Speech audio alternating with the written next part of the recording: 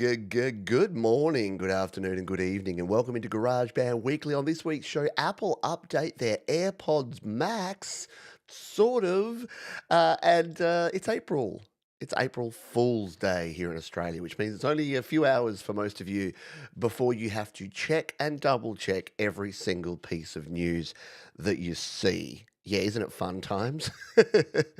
I must admit, in the past, I have done April Fool related stuff. One year I did GarageBand for the Apple Watch, which unfortunately many people believed. The funny thing is that these days probably could be done. 5 years ago, it was a bit of a pipe dream.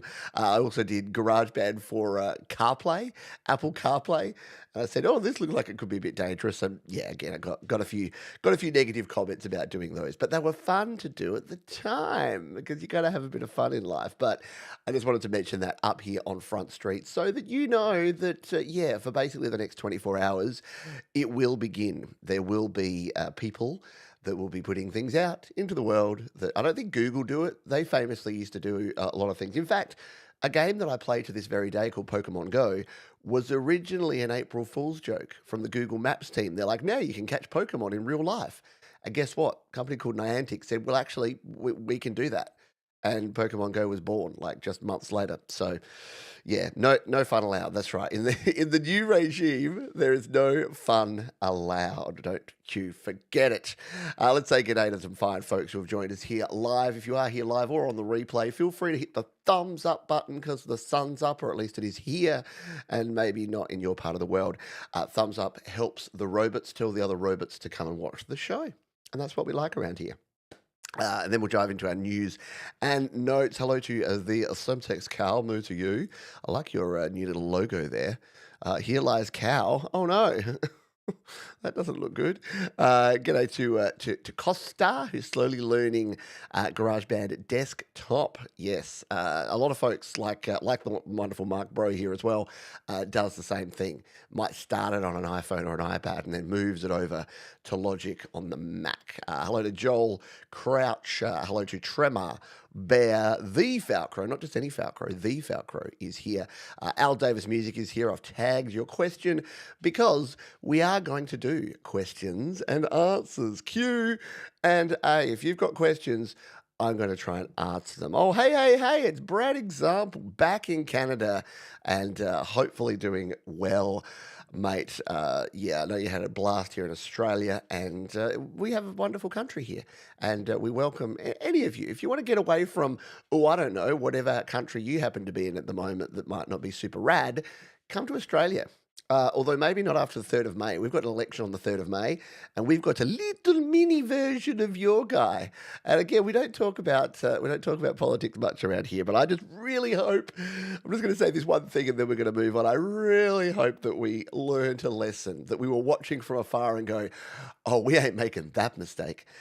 But you never know, do you? You never know. The problem is with incumbents. And look, again, whether you're left, right, up, down, black, white, red, blue, yeah, what usually happens is every cycle, and it's usually a cycle of 4 or 8 or 10 years, depending where you are in the world, they just vote in the other party just because they're like, well, it can't be any worse. And it's like, clunk, worse.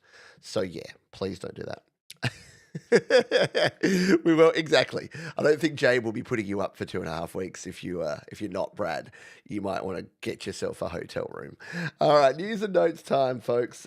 We've got some Apple news, which I have been able to be involved with, and I've actually I'm lucky enough that I have a pair of the AirPods Max USB-C coming because there's some new features, some new firmware they're adding to the AirPods Pro. I know AirPods Max. Oh, I guess the nomenclature gets me every time. So yeah, I'll be testing this out so you don't have to. You don't have to spend the $600 to see if this is going to be cool. But here's the thing. Lossless audio is coming. So if you didn't know, in the past with anything Bluetooth, anything wireless, it's compressed. You're not getting lossless audio. And the other problem is no good for music production. If you just throw a pair of these on and connect them up via Bluetooth, no bueno for music production because you're going to get latency. There will be latency in there. What they've done, though, see, is that they've now updated them so that there's going to be ultra low latency. So when you plug it in via a USB-C cable, or they've got a new cable, a USB-C to 3.5 mil cable, if you're using it on a MacBook or a Mac, as I'll be testing it as well, then you'll be able to get 24-bit, 48 kilohertz lossless audio. And they say that it will be ultra low latency as well, meaning that you can finally use your AirPods Max for music production. This is what it's saying: elevated music production. Let's read the copy here directly. Lossless audio and ultra low latency audio enable music creators to fully utilize AirPods Max through their entire professional workflow on Logic Pro and other music creation apps. Using the USB-C cable, AirPods Max will become the only headphones that enables musicians to both create and mix in personalized spatial audio with head tracking. By delivering lossless, high-resolution digital audio with low latency, artists can seamlessly record a mix with AirPods Max without compromising fidelity.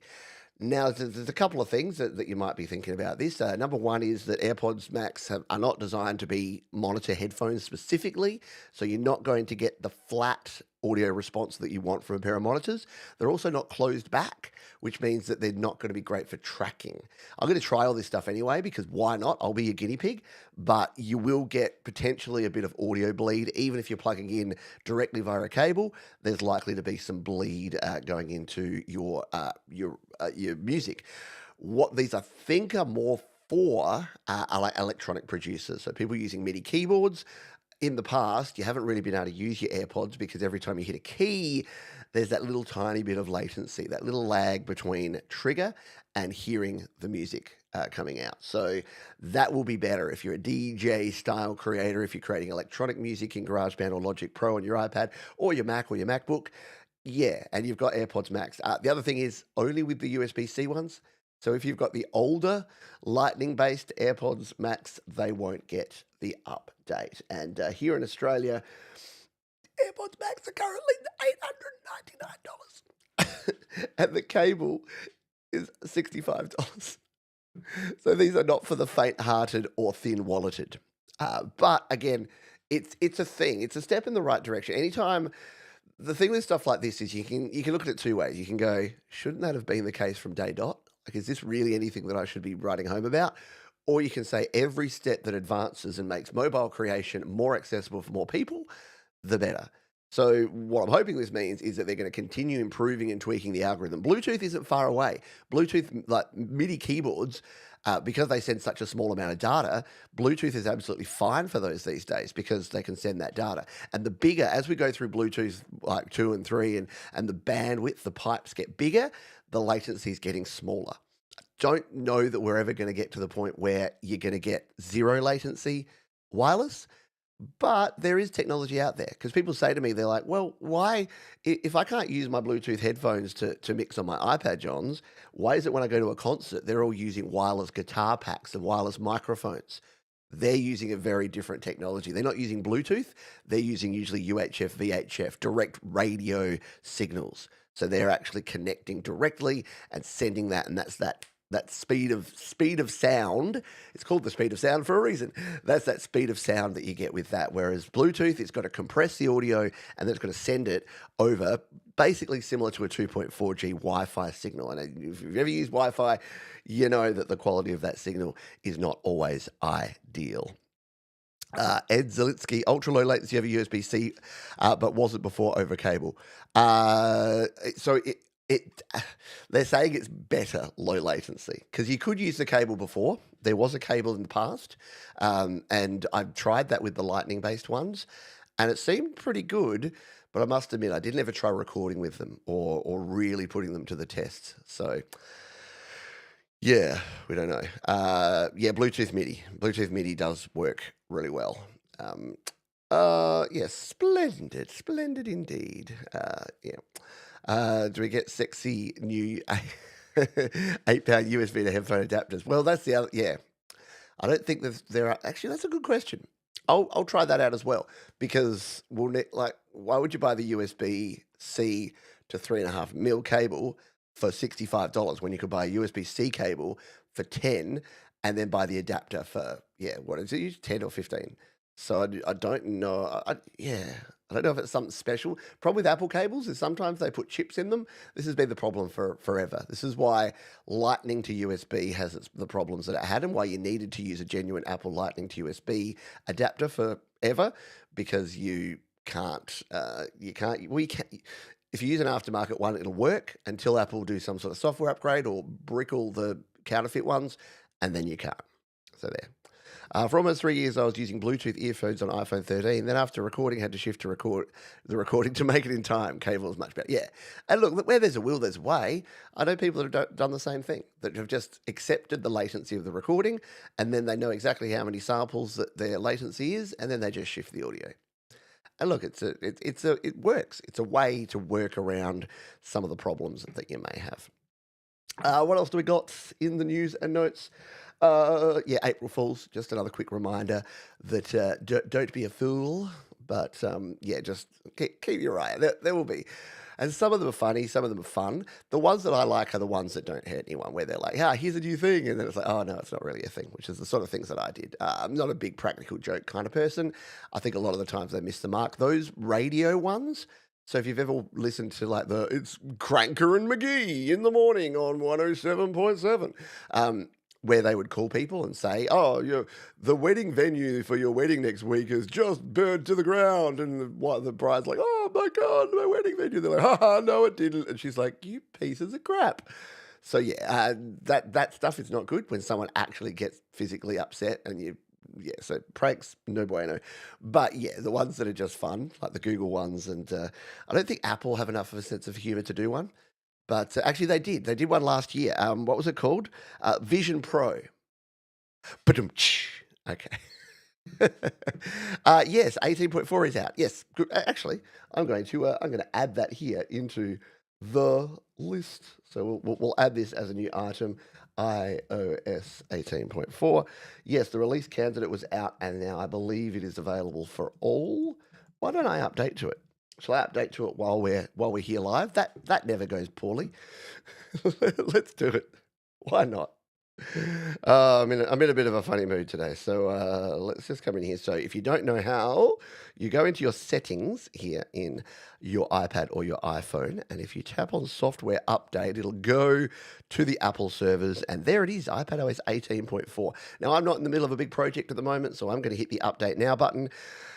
Say it with me, folks. If you are in the middle of a big project or mission critical work, do not, under any circumstances, update your iOS or your iPadOS, because you never know what's going to happen. That one synth plugin that you're relying on to get the job done may fail, and then you'll cry, and then you'll tell me about it, and I don't want to hear about it. It's like people that don't back up their projects. I get, to this day, I still get multiple emails every month from people that are like, oh, I don't know what happened. I had all my stuff on my iPad and then I updated and now I don't have all my stuff on my iPad. I'm like, how about your iCloud drive? Did you back it up? No. Did you zip up your projects and put them on Google Drive or Dropbox? No. Have you watched any of my videos? No. So yeah, I don't say that to victim blame, but how about we spend a bit of time not being victims? Put yourself in a position where less things can happen to you. That's my thing. Yeah, sorry, that was a bit of a harsh joke, wasn't it? But does it ever mess with test flight? I think it did once. I think going from 17 to 18, I had a problem with one of my test flight things, and I had to just get the developer to resend the invitation to that bit of software. And I think, ironically, it was Apple. I think it might have been a Logic Pro update. I had an issue one time with a Logic Pro one. So, yeah, if you're testing something, and again, you're in the middle of a big testing thing, maybe wait. But again, the 0.3 to 0.4 shouldn't be a problem. Yeah. Back up twice, update once. Yes. Back up, exactly. For every update you do, make sure you're double backed up. And by the way, having something in one place isn't a backup. People say to me, oh, no, I've got all my projects. I copied them all to an external hard drive and it's in my drawer. I don't know about you, but I've owned probably 30 external hard drives in my life, and I think about 10 of them still work. Like, it's that bad, especially the spinning ones. My goodness, I've got e-waste out the wazoo, and I've got it all in a box in my cupboard because I don't want to just put it out somewhere. It's probably got sensitive data on there and have someone else that can actually get it working and then get my data. So I don't know what to do with these. I don't want to. I'm like sledgehammer. Can I smash them to smithereens? But I might legitimately one day have to just open all these up, get a razor blade across the platters, and then put them into an e-waste recycler. I don't know. Da-da-da-da-da. Da-da-da-da. I'd let you test it out, Pete, for a week. Nice. Yeah, exactly. Exactly. That's spot on. Yeah, if there's an issue with it, and if there's an issue with it, the developer will have to update in terms of the actual app anyway, because they got to have it running with the latest version, don't they? I like what you sent to me. Oh, did Costa send something to Laurie's Mishmosh? Oh, we got some things going on here. Yeah. Oh, what died? And you lost everything? Yeah, please don't. Please don't. That Ugreen USB-C adapter you recommended is amazing. Not only for my music creation. Yeah, absolutely. The little Ugreen just absolutely punches above its weight. If you haven't checked it out, do so. It's let's see. If you type Pete Johns and Ugreen, if you've got a USB-C device and you want the easiest thing to connect up all your stuff, come and check out this video here. This is the USB to iPad connect multiple devices. I'm using it right now. So there it is. So you can see there, I've got a flash drive. It's got power pass through so that you can make sure that your stuff is powered all the time. It's got HDMI, and you can see there I've got a MIDI controller and a USB-C audio interface, all plugged in at once, and it works really well. Yeah, Ugreen. I really must reach out to Ugreen. I've started basically anytime I buy any cheap, like any small adapters or hubs or anything, I'm going Ugreen because they're that happy medium. They're still well built and well made, but they don't cost a fortune. They're never the cheapest thing on Amazon, but they're also not ridiculous. Yeah, exactly as Mark says, no fancy bells and whistles, just works. Like there's nothing, and they deliberately don't make things like the ones that have.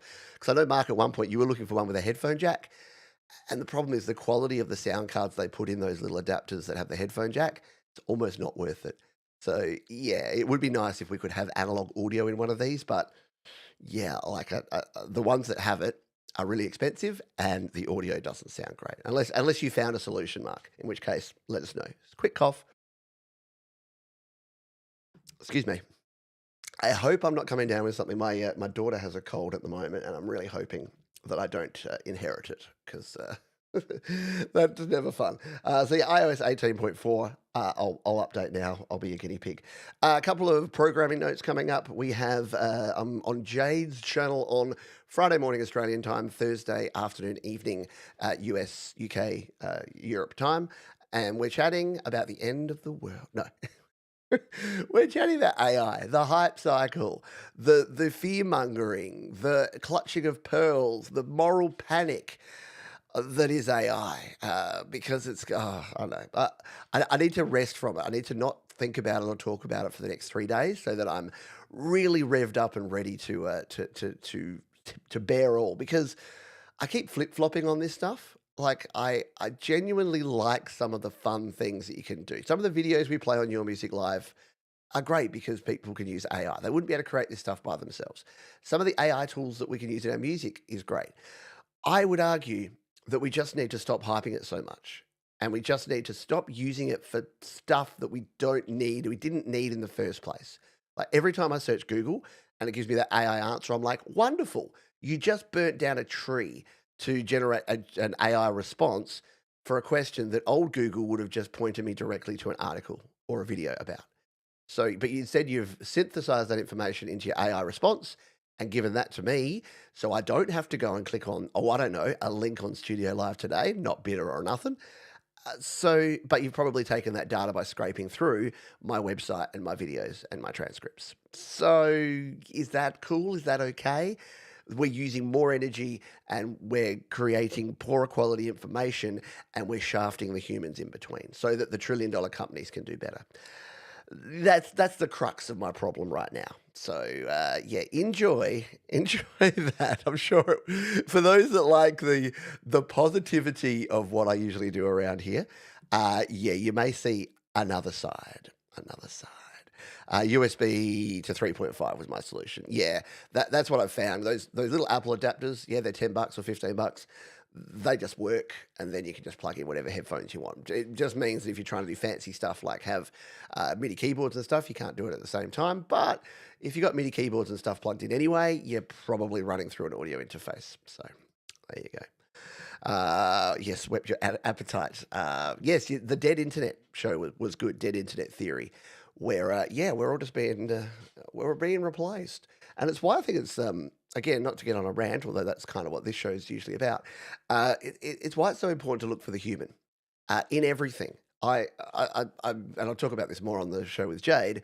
But I'm having some run-ins at the moment with AI and generated calls, so outbound calls. Because again, everything could be AI. Like I was working with AI in the 90s and early 2000s with some of the telephone technology that we had. We had something called the queue buster, where if someone called, they could go into a queue, but instead of waiting in line, they could hang up, and then the computer would automatically, when there was an agent available, call them back.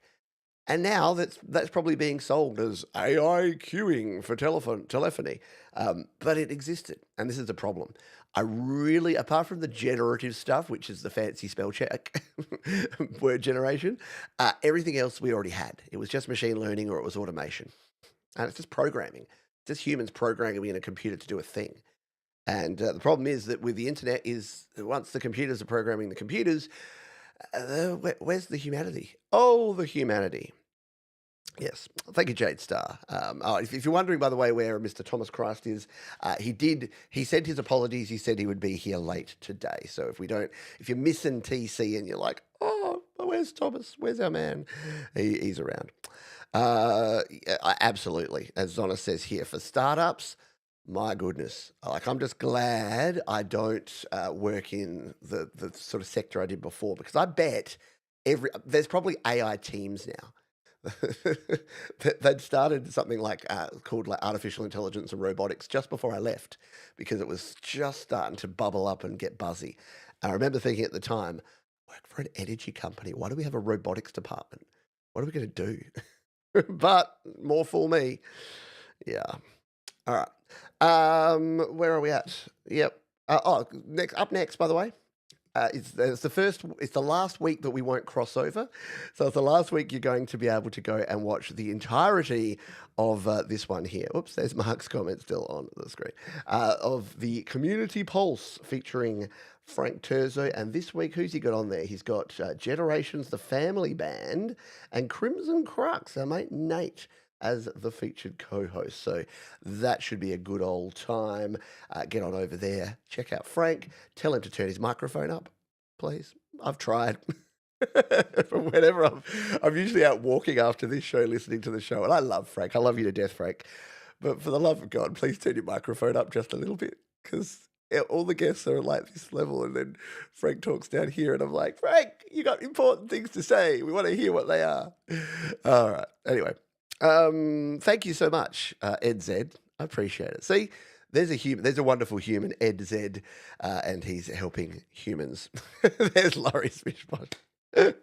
I know. Look, and I've said it a couple of times, and I know like, when I was in the pre-show last time, Laurie, we were talking about it, and I think he actually had it pretty good. The levels were pretty good for the show I was on, and then I was listening last week, and I was like, Frank, just a little more. I know, just a little more volume. But thank you.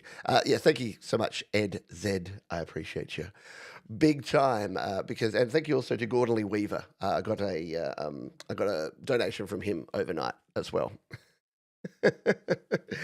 Yeah, I don't know. And look, he's a softly spoken dude. There's nothing wrong with that at all. I think we all need to invest in what are those? Those a cloud lifter.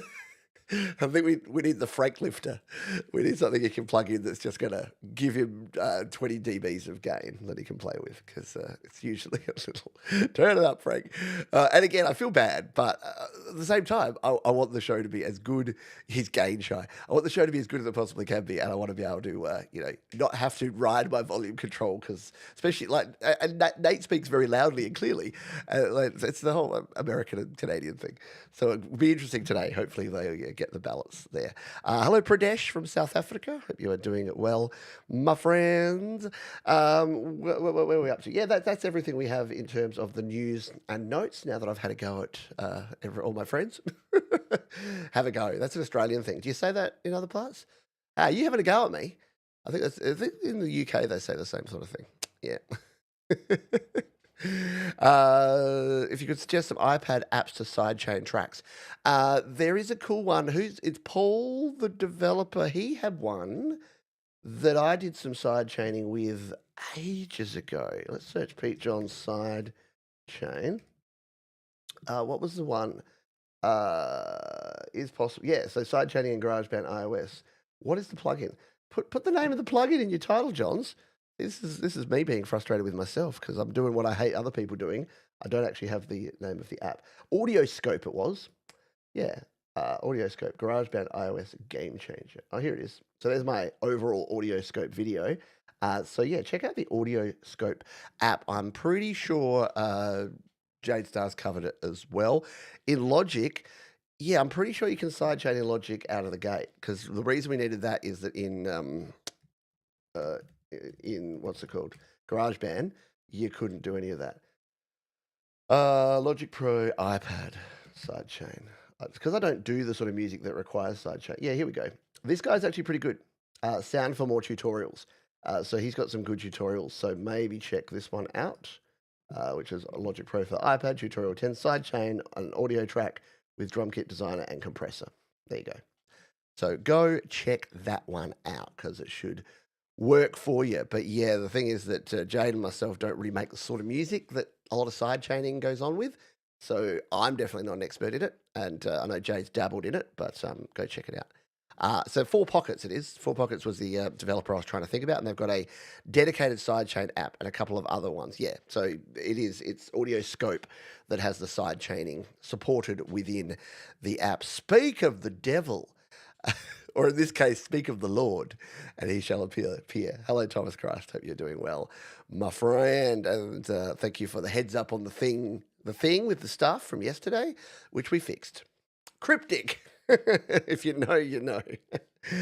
New Rack and Neon both include sidechain. See, Ed Zed, this is why we have this wonderful community. You got Jade, you got Ed, you got people that can come in here and answer your questions for you. Speaking of questions, we're at the halfway mark, so it's nearly time for us to dive in and talk about some GarageBand questions. So if you have any questions about GarageBand or about life, the universe, and everything, about music production, about music creation, whatever it is, feel free to throw your question here in. I'm going to run a quick ad, something I forget to do, so you may be served up an ad right about now. If you do want to skip that ad, of course, you could be a YouTube Premium subscriber. Yes, the price keeps going up, but I still think it's worth it, because ads on YouTube, oh boy, and they're getting worse. It used to be Crypto Bros, and now it's AI Bros every second ad when I'm not logged in. It is fun to be not logged in and check out what ads you get, but yeah.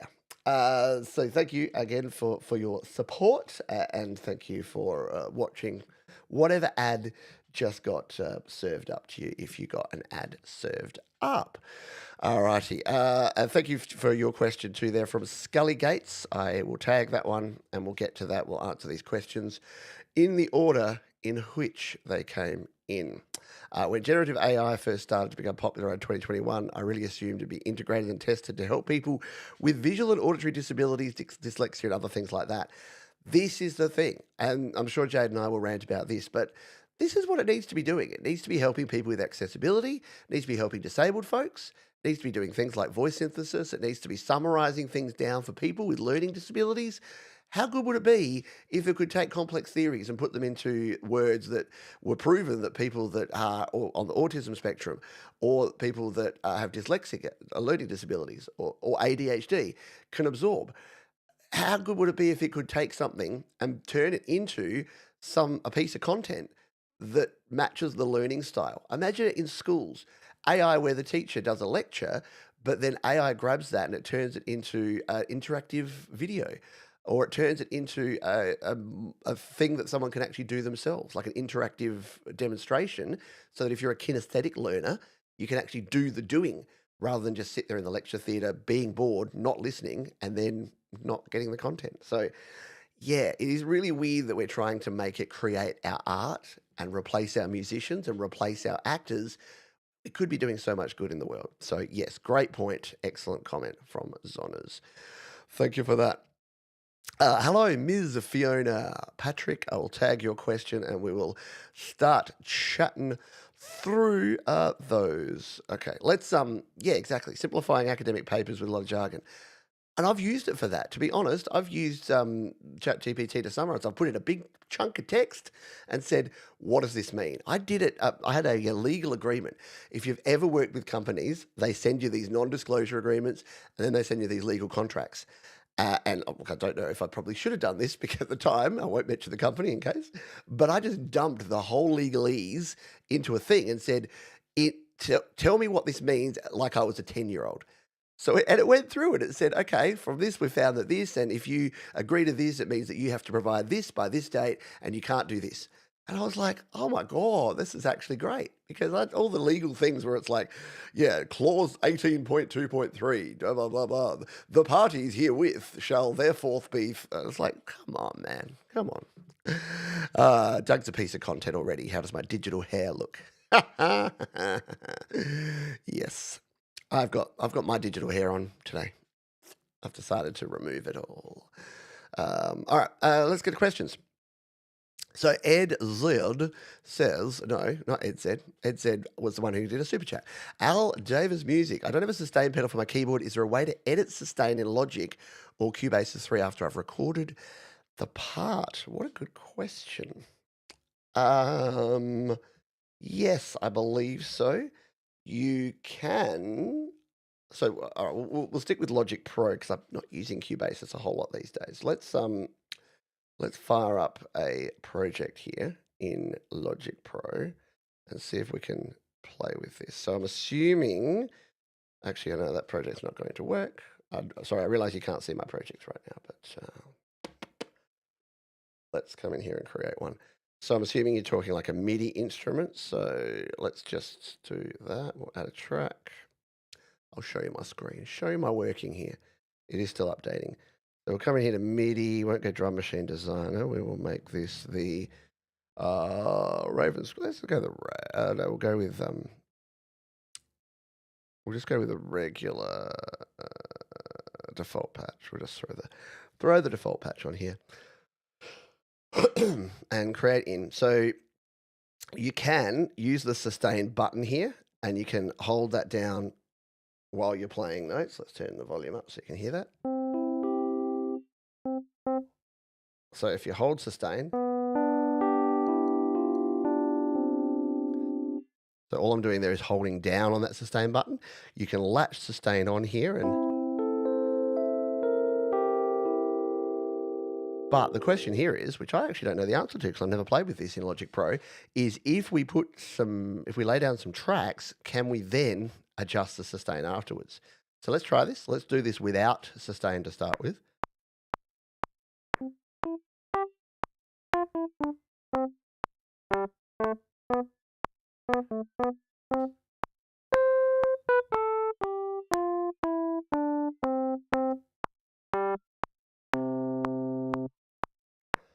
Little 8-bar ditty there. So let us get rid of our play surface and let's see, is there somewhere where we can access the sustain? So the way that you can do this sort of thing in GarageBand, actually we'll get the play surface back, is you can record and it will merge the recording. So you could actually add the sustain. So let's see if it's going to do something like that here.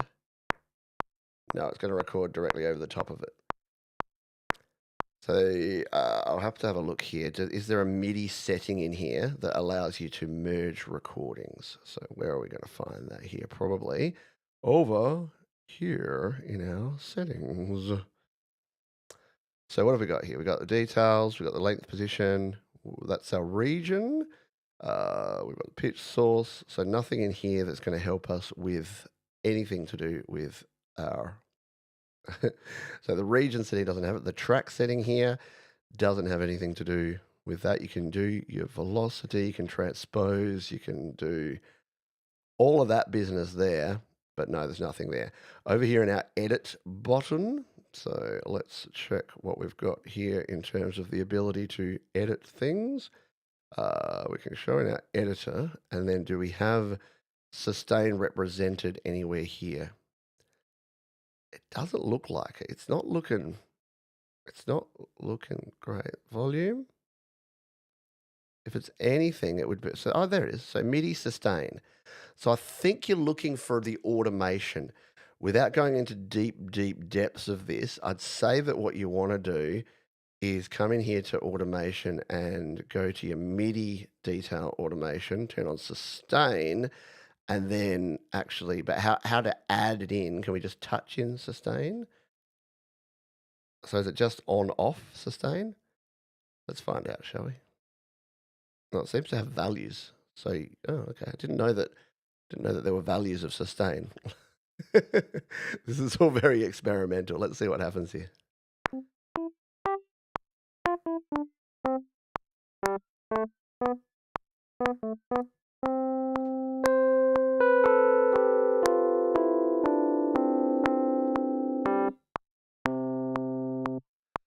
So yeah, I don't think there are levels of sustain. I think you probably just want sustain on, which is going to be up the top here, and then sustain off down the bottom here.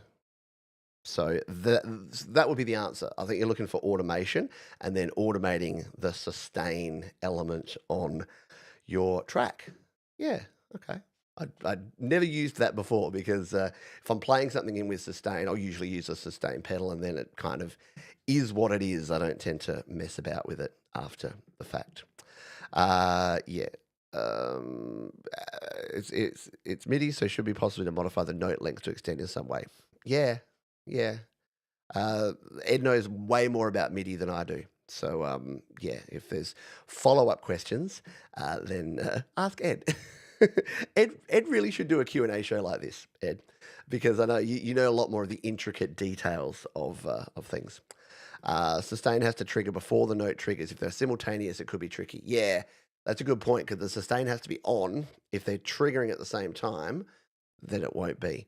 There are some sustain pedals that have degrees of sustain. Most are just on or off. Yeah, I think I've only ever used ones that are on or off.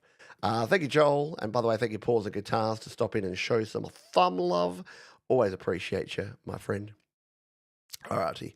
That is fine. We welcome folks who are lurking and working, as we say around here.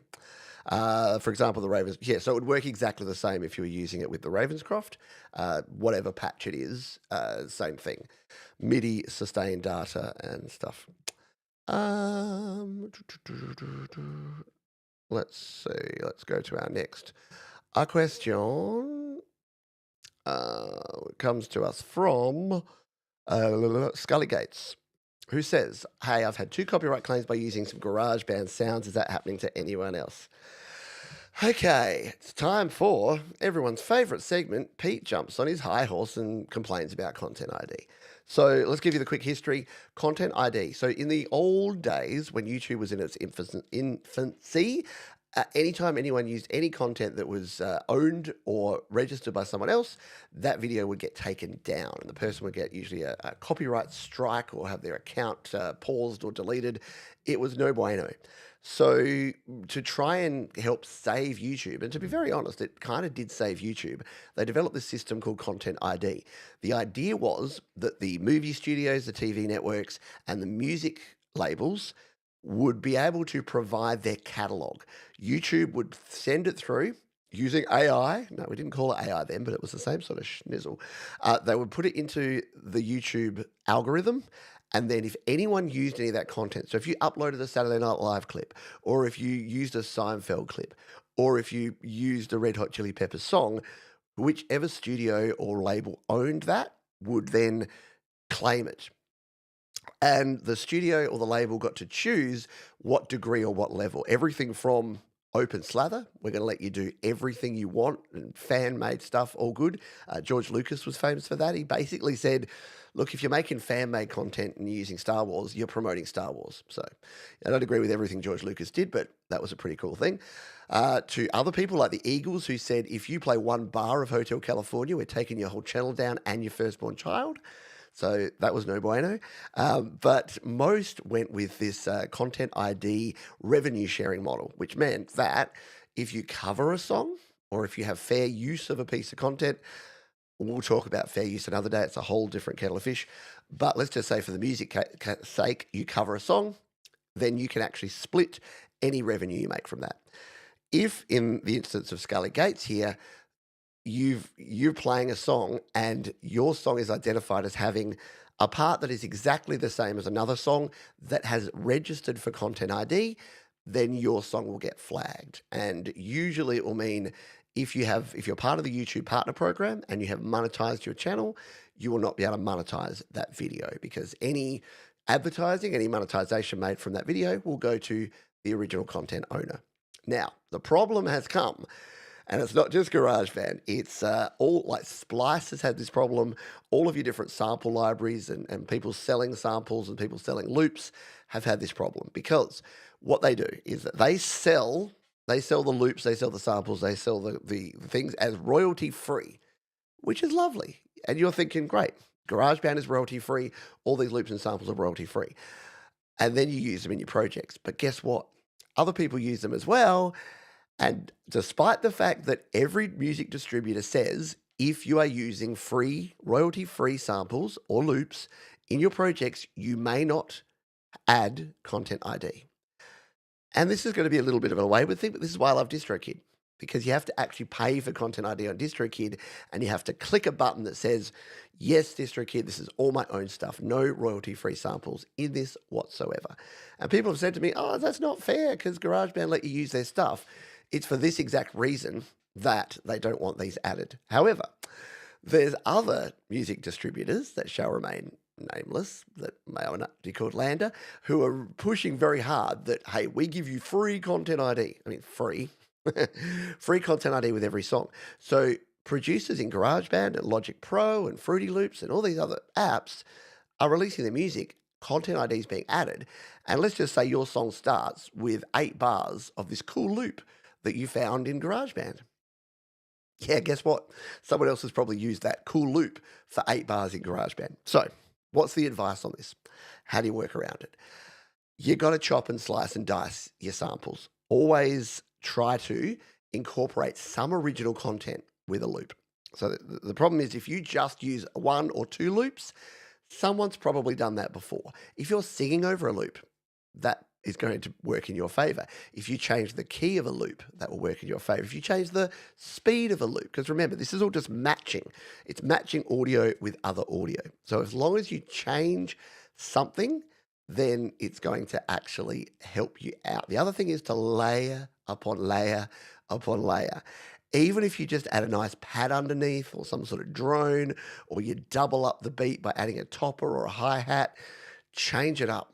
So when you look back at your project, there should never be a space of more than a bar where you're playing just one GarageBand loop. So this is where when people start making songs with, say, live loops, they get themselves into trouble because other people have done the same thing. So live loops is great, live loops is fun, but you need to make sure that you don't just use them. Once you've added them in, go back and add some secret sauce, change things up. The first thing I do when I create a project is get away from 100 or 110 or 120 BPM. Go to 112, go to 98, because that can be your first step towards being different. Get out of the C major. Get into A flat major, especially if you're using loops. It doesn't matter. You have to play it. So go into a weird key signature, and you should Be good. I tend to chop up loops and rearrange the parts. With drums, I usually do 2 drum loops simultaneously. Spot on. Perfect. Exactly what you want to do. Think about samples from Creative Commons, free to use. They give you a license to print. I saw a copyright. They ask if you use any samples. Free to use. I would give attribution always. And that's cool. Like we're talking about 2 separate things here. So keep in mind, you can commercialize any Creative Commons, royalty-free samples, loops, whatever you want. But that doesn't mean you can add YouTube Content ID. So there's a big difference there. We're talking about 2 separate things here. So if you're releasing with a distributor, yes, you can 100% release anything and monetize it and get paid through Spotify and Apple Music and Tidal and Deezer and Amazon, all the places, regardless of what you're using in it, unless you've used commercial samples that you haven't paid for, in which case you're breaking the law, basically. However, the other side of that is that no matter what you're using, even if, so for instance, I say to you, you can use all my stuff and you can remix it and do stuff with it. That's Creative Commons, but you then can't add YouTube Content ID to that for a couple of reasons. Number one, it would then flag my stuff that you've remixed as yours. So that wouldn't be cool. And you'd be breaching, again, the terms of service of Creative Commons.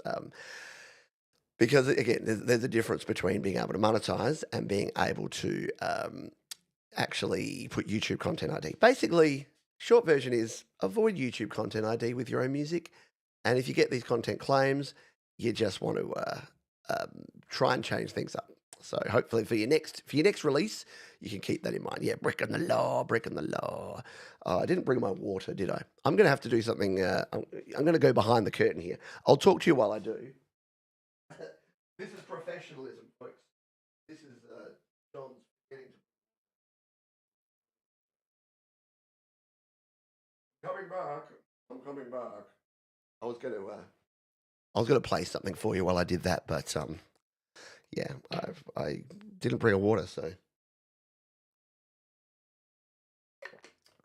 I forgot that I talk so much on these shows. I've got to do some singing in a minute. Yeah, look, the thing is, it's getting messy unless you just don't. Unless you just, like, I don't stress about this stuff anymore. I help folks that come here and ask questions about it. I've got no problems doing that, but I don't stress about it. I hide in plain sight. Everything I create, I just put out there. I do use royalty-free loops and samples in some of my songs, but I don't ever worry about Content ID. So yeah, you can yeah, that proves that I'm not an AI. Exactly. I need water. Yeah, what are laws but suggestions anyway? Yeah. No, look, I get people that spend like trails and trails of emails going back and forth with me, asking me about copyright and asking me about registering their songs with the Copyright Office, and then asking me about registering songs with RIAA and with APRA, AMCOS, and all the other organisations, BMI and PCR and all the ones, and then talk to me about distribution rights, and then talk to me about YouTube Content ID. And I'm like, why don't you just put all that energy into making better music? Like, at the end of the day, folks are probably not going to steal your song. And if they do, guess what? You're a great songwriter. Write another one. But I think people are so just desperately afraid that your song is going to be stolen, and suddenly Kanye West comes out with a song and you're like, that's my song. It just doesn't happen. There's an abundance. If anything, there's too much music in the world right now. There's such an abundance of music in the nicest possible way. No one particularly cares about our music. No one's trolling through SoundCloud and slaps.com, stealing people's songs, releasing them, and winning Grammys. And if that happens, again, you're a great songwriter. Write another one. Yeah. Despite the claim in YouTube, it mentioned use GarageBand copyright-free sounds. Yeah, exactly. That's the other thing. It's worth doing that. So if you're on the claiming end, it can be worth going through that. Only do one at a time. That's the key with claims. If you've got 2 or if you've got multiple ones, because if by chance you did do the wrong thing, or they come back and they say no, and you get a strike, you don't want to have like a bunch of them. So do one at a time and do a test run. So I would do that with one of those. Just put in a claim, and in the bit where it says, yeah, why are you disputing this claim? Say my music use royalty-free loops from GarageBand. And as Jade says there, 99% of the time, it will just get cleared up because the other person knows. That's the thing. The other person has to go in there, and I think is it like 21 days or something? Like it takes a long time, but basically they get the right of response, and if they don't respond, by default, it's removed. So they have to actually respond and stick to their guns and say, no, no, no, no, no, I'm keeping claiming. But what they do, these are usually people that are using like releasing a butt ton of music with as many free loops and samples as they possibly can. Usually terrible music. If you go and check the song that it linked to, it's probably a terrible song. And they are putting them all in there and then just claiming, like it auto claims all of them. And then the ones that come back, they're not going to bother disputing because then it starts putting the attention back on them. Because only probably 5% of people will actually bother disputing it. Everyone else will just go, oh, okay, I guess that's a thing. And then they get whatever proceeds they get. So it's pretty dodgy. People have done it for years. It's the same thing as domain squatting. It's the same people that bought up all the toilet paper during COVID times. Like there's people that just look at a situation and go, how can I break this for other people and take things away from other people so I can have more? It's bullshit, but it happens. Someone copyright ID the PlayStation startup sound so that when people played a PS1 game, oh yeah, look, this is the sort of people we're talking about. These are the people, and these are the tactics that they utilize, and it's absolute bollocks. It's terrible and it's bad, and they should feel bad, but they don't. The thing is, I'm saying this, I'm talking to people, I'm talking to you fine folks. None of you are out there doing this stuff because you're cool. The sort of people that are doing this aren't going to listen to me. And if they did, they'd just be like, Baldo says that I shouldn't do this. Well, sucked in. I'm going to do it more. I'm going to use AI to create even terribler music and content ID, all of that as well. It's like, yeah, good luck with you. Ay, ay, ay, ay. Any iOS or macOS app to split MIDI file by instrument? Well, yeah. So GarageBand and Logic Pro both have MIDI import abilities. So if you do have a MIDI file, you can import it into GarageBand or Logic Pro, and it will split it up by instrument. If it's just one single track MIDI file, then no, it might put, like say it puts them all on a piano, then yeah, there's not really any way, like without an identifier. But most of the time, if it's a multi-track MIDI file, it's going to actually have multiple tracks, and you're going to be able to import it in, and it will split them all out. If you want to see an example, you can search my name. Say my name, say my name. You can search Pete John's MIDI import, and you will see this thing here. So you can see how I grabbed the one MIDI file and pulled it into GarageBand, and it split it out across. Yeah, there it is. And there it is. Look, there it is in Logic Pro as well. Yes, I may or may not do the same video a bunch of times. Because there's nuances and things change over time. Plus, guess what? The one thing I do that's probably a bit dodge is that I know that the YouTube algorithm favorites or preferentiates, or whatever word I'm trying to say there, newer content. And I do too. I don't want to watch a 7-year-old video. It might be out of date. So even if I'm making basically the same video, plus my production skills, I don't need to justify it, I know, but my production skills are better than they were in the past. So hopefully you can go and check that out. Tough question. It appears there's no way to control the octave when using the chord strips in GarageBand. Yeah, that's a good question, Ed. That is a tough question. And I don't think there is. I think you're right. I think you're stuck in whatever octave it puts you in, aren't you? All right, let's play with chord strips in GarageBand. Let's come out and let's create a new little song here. So we're coming into the keyboard, and as you're probably aware, you can play your keyboard, and you can adjust your octave. So you can go down and you can go up. And what Ed Zed's saying is once you go to your chord strips,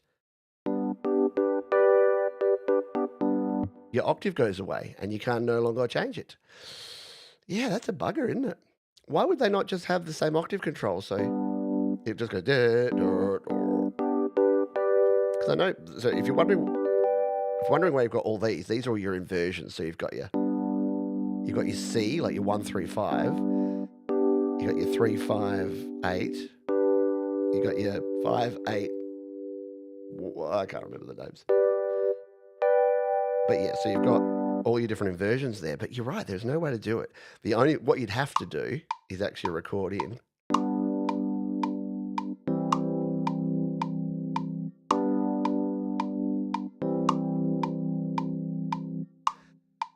And then adjust it. I can't say that there's any other way. But yeah, what a weird I shouldn't be surprised by now, but GarageBand has some weird oversights, doesn't it, of things that you'd think it would do but doesn't. So yeah, you could do this and you could manually adjust these. So if you grabbed this this C chord that we had, you could, and you wanted this to go down an octave, we can just grab it and drag it down an octave. So if you wanted something weird like this.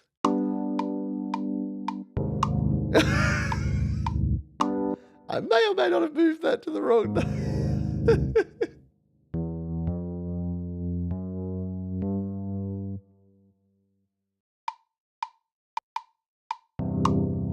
There you go.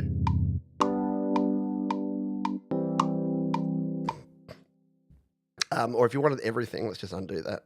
If you wanted everything to be transposed, you could use the transpose feature here. So say you wanted everything an octave higher, you could edit it. Oops, wrong one. You could transpose all of this. Settings, transposition, octaves up one. And then it would be up here. But yeah, I'd never really thought of it. I don't use chord strips a heap. But yeah, I had noticed it in the past actually with autoplay that yeah, everyone's autoplays all sound kind of similar because they're all in that mid range. No one tends to adjust up or down their autoplay. So whenever you've got like someone with something that's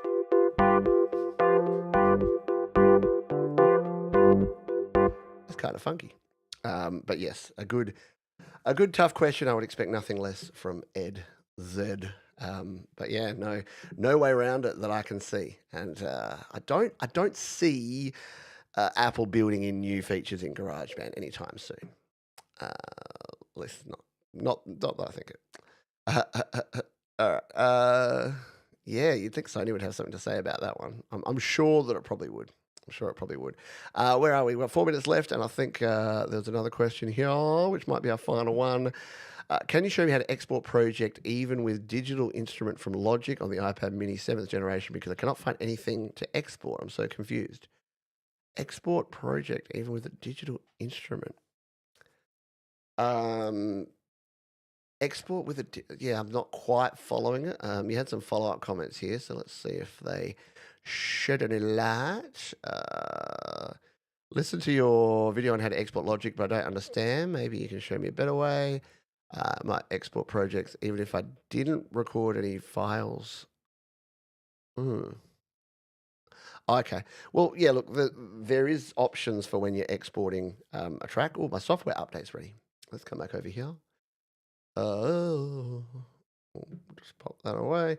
We'll do this later because I want to show you stuff right now. Oh, update tonight. Yes, you can update tonight. It never does. Does anyone else have the problem where they say update tonight and it's plugged in, it's ready to go, and it just doesn't? I don't understand. It's weird. So Logic Pro, let's go back over to here. Logic Pro.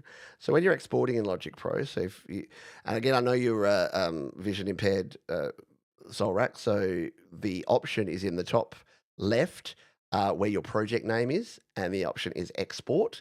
And then you'll get a panel of export options, and you can export either uncompressed, compressed, or MIDI. So you can actually export as MIDI in Logic Pro, which is nice. You've got the entire project length, where you can select a start and end position. You've then got export all tracks as individual audio files. So that will export it, instead of just mixing it down into one file, that'll export it as stems, what we generally call stems. I know. It's not really what stems was meant for, individual WAV files though. So you can select that to do that. And then there's a processing details, which takes you to another tab.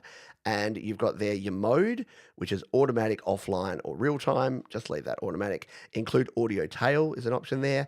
And then normalize off, or you can turn that on. And then you've got include master effect plugins, which is off by default. You can turn that on. So that's all the export options. So it's if you are using VoiceOver to get there, you'd go, it is the second option. So the back button is your top left, the first option. The second one will be called like Project 8 or Project 9 or whatever the name of your project is. And that has a drop down arrow. And then under that arrow, you've got export and you've got duplicate, other two options. So you want export, and then you'll get all of your export options that we just went through there. So hopefully that answers your question or points you in the right direction. We are right at time here, folks. So once again, I had all my backup ideas and things that I could have talked about, but we didn't need any of them because you all had such excellent questions, and we had a good chat and a good yarn about AI, about Content ID, all my favourite stuff. And if you want to continue the fun, jump on over to Jade Starr. I don't think she's quite got it set up yet. I'll double check in case she does. But she's just setting up her stream for this weekend. Doesn't seem to be there yet. Make sure you're subscribed to Jade, and you'll catch me and her talking. Hopefully, if I have my voice back by then. Fingers crossed. All right. Thank you, everyone. It's inside the project. So unlike GarageBand, it's inside the project. So, all right. So it's an option inside your Logic Pro project. That is going to do it for this one, folks. I hope you had a good time. Thank you for being here. Don't forget to hit the thumbs up button on your way out if you have forgotten to already. Again, be aware. Okay. Let's talk about this before we go, because this is important. You will notice that when you update your software, you have the option up here: automatic updates to download only or to install. So when you do a new update, always come back in here as soon as everything is installed. Come back to here, go to automatic updates and change it back to download only. Okay? And that way it won't automatically install. So if you have that on, it'll automatically install the update without you. And then, turn off automatic updates. So yeah, that's a really good point and something to remember to do, is to turn off automatic updates. And why? Because, again, if you're in the middle of a big project, you do not want that to be causing you problems. Because sometimes there's nothing worse than that. If you just wake up and you're like, oh no, it updated. You're like, oh God, is it going to work? I don't know now. All right, I'm off to update my iPad myself now, and I do hope you had a good old time here. As we're saying there, don't forget to hit the thumbs up button. If you've got questions and you weren't here live, no problem. Drop them in the comments. I'm down there in the comment section all day, every day, answering anything that may come through. Folks, be kind to yourselves this week. Be kind to others. Keep creating, and I'll see you next time right here on GarageBand Weekly. Bye for now.